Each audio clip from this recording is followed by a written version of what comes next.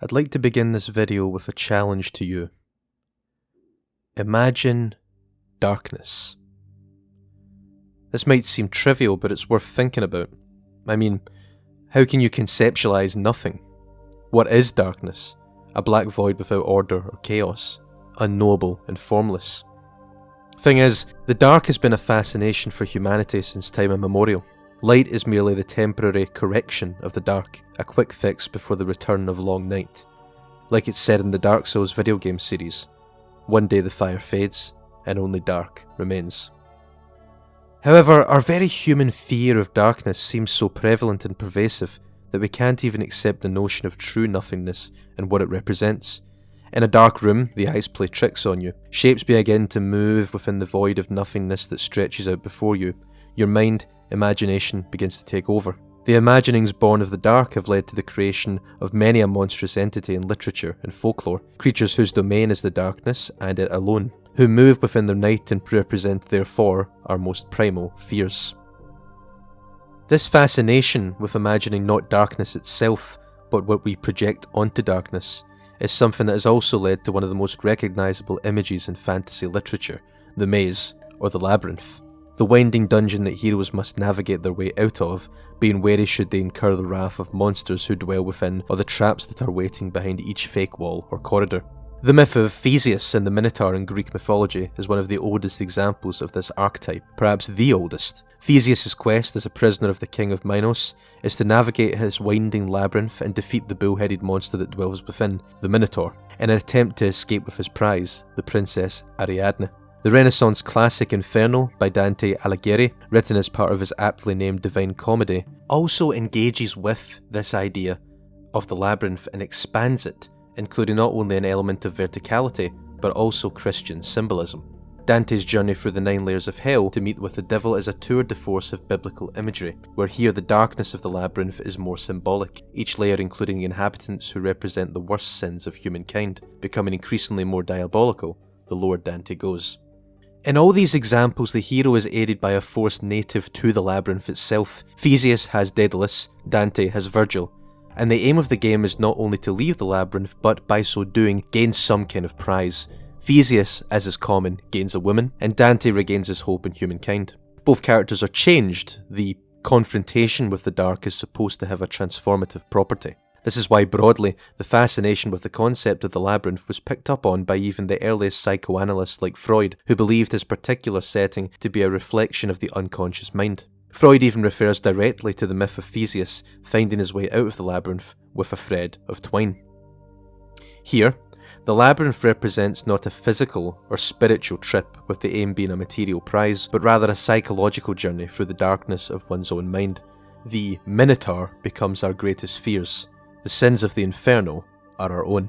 In confronting them and besting them, we are supposed to come out changed, developed and bettered, having won against the darkest impulses of our being. However, there's one story that I think rejects this notion entirely. Like both the stories of Theseus and Dante of antiquity, it contains a hero, helped by a denizen of a labyrinth as they navigate their way through it, but the focus is not on development. The focus is not on confronting the darkness of one's own being and changing as a result of it. Instead, the psychological journey of these characters is one that represents the desire, pure and simple, of holding on to something that's too important to leave behind. This story is not about change, it's about the struggle to stay the same. Hello gentle folks, gentle beasts and all creatures in between. I'm Traversing the Dark, and I'll be your guide through the forest of dark fantasy and science fiction. Welcome back to my Masters of Darkness video series, where I'll be looking at some of the key writers, books, films and video games that take a walk down the darker side of these often underappreciated genres. Today I'm pleased to present an analysis of an anime that's very close to my heart. This is Made in Abyss, how it engages with the concept of the labyrinth, and how despite its increasingly brutal visual imagery, this is really a story about childhood, first and foremost. Made in Abyss is an anime series made by Kinema Citrus based on the manga series by Akihito Tsukushini. It follows Rico, a young orphan in the town of Orth, which surrounds a giant crater descending deep into the earth known as the Abyss. The Abyss harbours artifacts, dangerous creatures and supernatural phenomena from a civilization long gone.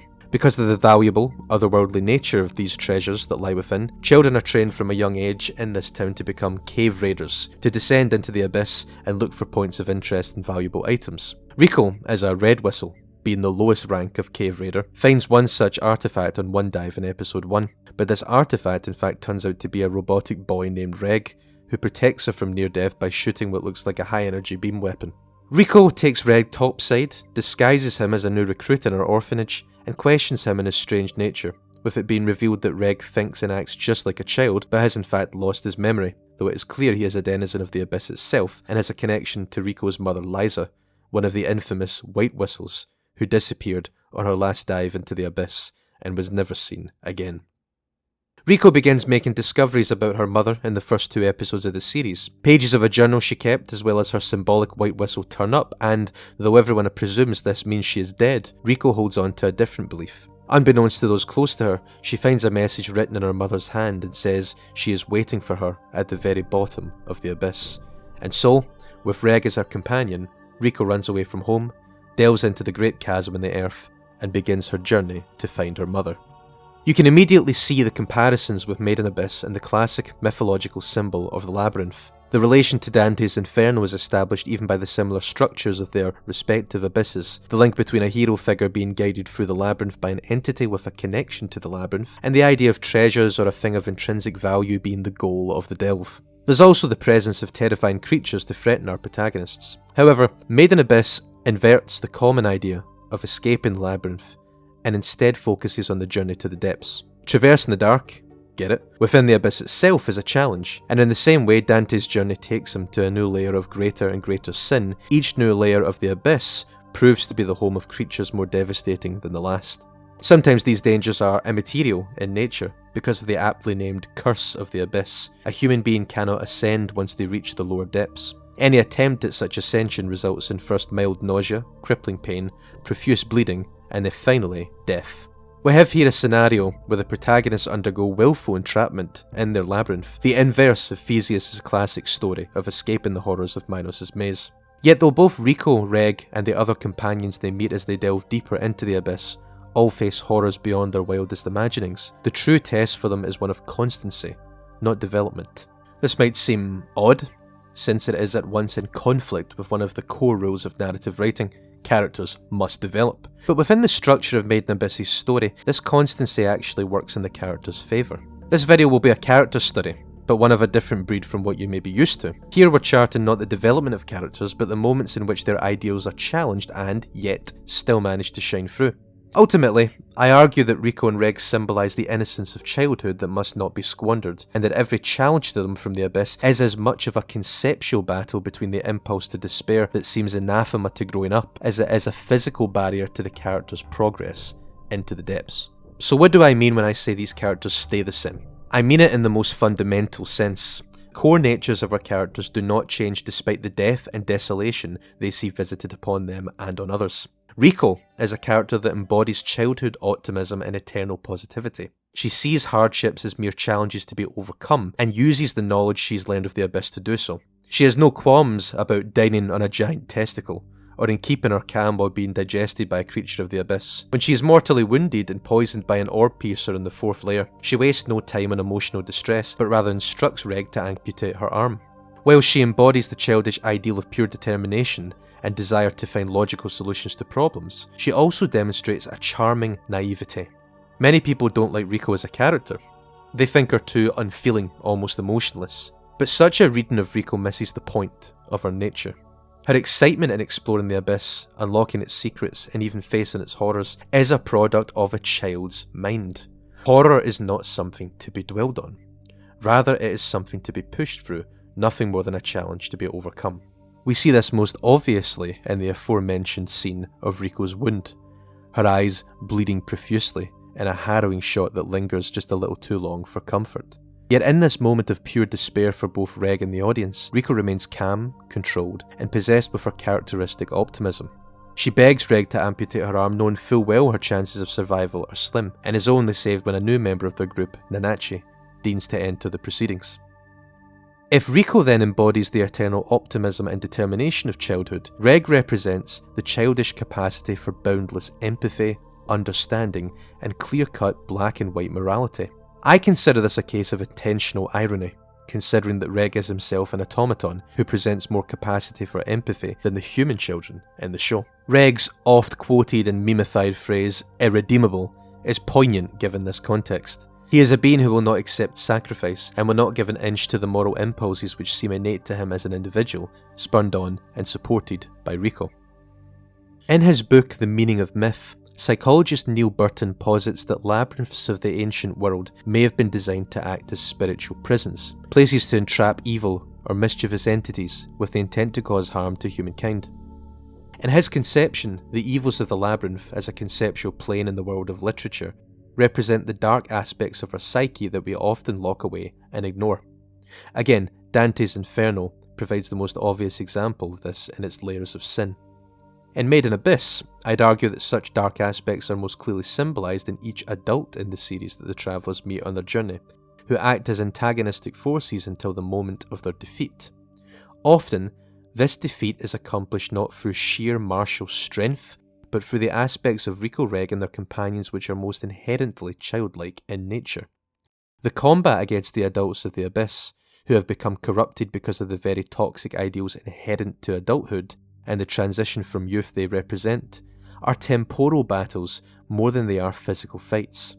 They are battles of age versus youth, innocence versus experience, optimism versus pessimism, and, in the final analysis, hope versus despair. Or, if not despair, at least a kind of weary resignation to the reality of an uncaring world. The first adult antagonist of the series is White Whistle Ozin the Immovable, companion as Rico's mother on her last dive into the abyss. Stoic and resolute, as befits her name, Ozin fulfills the character archetype of the unwilling mentor, the white whistle that oversees the seeker camp of the abyss's second layer, the last depth that cave raiders can return safely to the surface from. She is presented as garbed in black with a face of pure white framing a set of ghostly onyx eyes, a visual representation of the duality of her character. Ozin is a harsh, and sometimes openly belligerent guide for Rico and Reg, and challenges them to survive on their own in the second layer's most harsh environment, before she allows them to travel onwards. She is a test of strength, both physical and mental, and serves as the first true challenge to the bond of friendship between our two protagonists, even going so far as to pick a straight-up fight with them in a gesture of apparent hostility that turns out to be, of course, just another test of their resolve. In the final analysis, Ozin is presented as the duality of adulthood, the selfish, almost nihilistic pursuit of naked self-interest, which is only challenged by the entrance of pure innocence into one's life. Ozin and Liza fought to reach the depths of the abyss at the orders of their government, to gain its secrets, while Rico and Reg simply wish to see the bottom and entangle the mystery of Rico's mother. It is revealed that in fact Rico was born in the abyss, and it was Ozin who managed to carry her body, shielded by a protective artifact, back up to the surface. This gesture not only serves to show Ozin's pure strength of willpower and tenacity, but is also deeply symbolic in nature. It parallels Christ's own carrying of his cross in a gesture of ultimate sacrifice, punctuated by pain. Ozin fulfilled the last wishes of her only friend, that her child might live, even against her better judgment. Ultimately, I think meeting Rico and Reg reminds Ozin of this, that against the harsh, uncaring world of the abyss, it's innocent bonds of friendship that will endure and truly lead to one's survival, not purely self-interest. She bids farewell to Rico and Reg, wishing them well, warning them of dangers to come, but ultimately believing that their bond is strong enough to sustain them through the long dark journey into the depths. Another similar antagonist is a male White Whistle dubbed Bondrewd the Novel. Bondrewd's passion is his conducting of grisly experiments on children in order to find a means of traversing the nether reaches of the abyss, losing his own humanity in the process, a classic portrayal of the obsessed scientist's desire for knowledge. He sees the abyss as a mystery that, if solved, will usher humanity towards the next step in evolution, the irony in this being that the result of his experimentation transforms him into a simian-like primordial being. Bondrewd represents the antithesis of Rico and Reg's personal motivations and ideals. He has no qualms even about sacrificing his own child to gain the secrets of the deepest recesses of the abyss, and making a discovery that will benefit humankind. No cost is too great. We might be reminded here of H.G. Wells' final statement in the conclusion of his sci-fi classic War of the Worlds, in which he states that human existence and our ability to thrive on this planet has been earned through the suffering of millions who came before us. Those who had to suffer grievous diseases before eventually finding a cure, those who had to sacrifice the lives of few so the many could be spared, and those who had to make decisions that would change the very landscape of history to end wars or territorial conflicts. Bondroid seems to embody something innate to humankind, our drive to progress even if it costs us the lives of those we hold dear. His attitude is eminently adult, no remorse, no fear, and seemingly no conscience, even as he does state that he has a kind of love for those children he sends into the proverbial meat grinder of his experiments. Even Ozin warns Rico and Reg of this particular white whistle, calling him an out-and-out scoundrel. And if Ozin says this man is dangerous, you better believe he's a force to be reckoned with. Bondroid's defeat by Rico and Reg and Nanachi is similarly symbolic. In their final confrontation, he charges forwards, always pushing forward towards a future that he doesn't see Rico shoot Reg's beam towards him in his peripheral vision, searing through his torso and leaving him crippled. As this simian scientist pushing towards the future of his dreams is defeated, the symbolism is clear. Those who reject the present and merely strive forward while neglecting the cares of all around them will end up consumed by their ambitions and ultimately destroyed by them. Yet another corrupted adult Rico and Reg meet is a prophet and tribal leader from a distant land, Wazukin, who seeks the abyss as part of a vision he has been granted of a golden city at its core, a place where he and his people can live free of oppression. He gets his wish, but only through the sacrifice of one child's happiness and freedom, as he turns her into a corrupted abomination that will provide a constant source of nourishment for his people, and, in a horrific twist, finally a place where they can live. One might see parallels with Ursula Le Guin's famous short story / thought experiment, The Ones Who Walk Away from Omelas, a story that asks, could you live as part of a society whose happiness and central functions are the direct result of a child's perpetual torture and misery?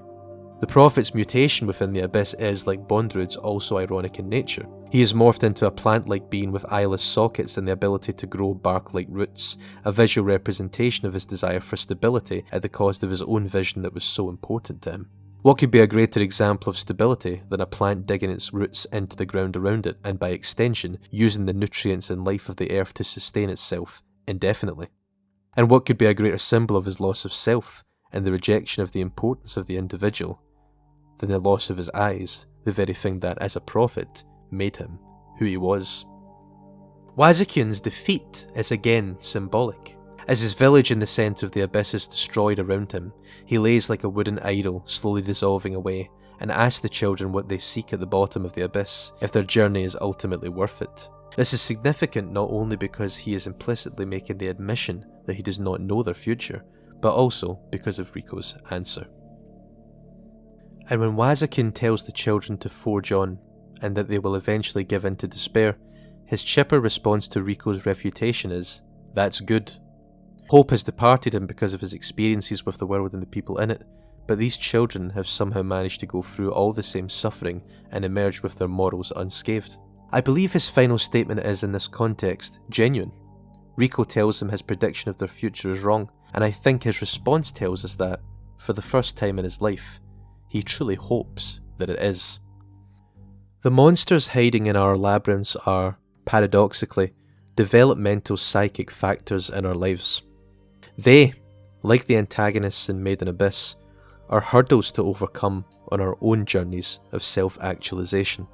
Whether it be the ultimately destructive will to power, the hunger for knowledge, or the intoxicatingly easy desire to sink into nihilism and give in to a justifiable despair in a modern world that seems careless, these monsters Made in Abyss suggests can be overcome by something that we often forget about: our innocence. Our hope that the world and the people in it are worth knowing. The childish, some may say naive, desire to pursue risks in life simply for the pursuit of such risks, not because of any tangible reward we will receive at the end of our maze, but because of the impact finishing our journey as a whole, independent person with their innocence intact has on us. There is no greater reward than beating the maze and re-emerging unscathed. And as Rico, Reg, and their other companions continue their journey, we wait with them, for some of the most excruciatingly long waits between seasons in anime history, but wait with them we do Nonetheless, we watch them experience horrors, hoping that even though their bodies may be beaten and bruised, their spirits remain, and they hold on to themselves. We do this because, to end on a cliche, it gives us hope that as we battle our own personal labyrinths, we just might manage to do the same. Cheers for watching this bird talk about bad things happening to little people. If you're interested in seeing more from me, consider subscribing so you don't miss any new content. And as usual, make sure to check under your bed.